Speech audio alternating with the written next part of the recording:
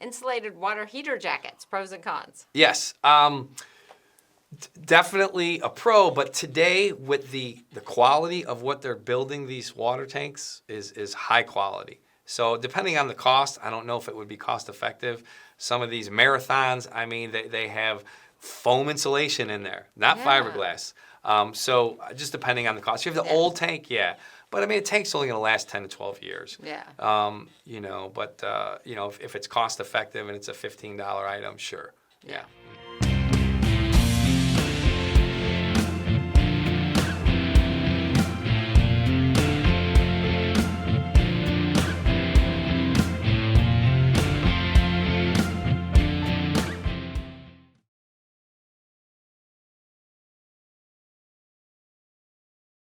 Hey, if you like what you saw, please subscribe to our YouTube channel.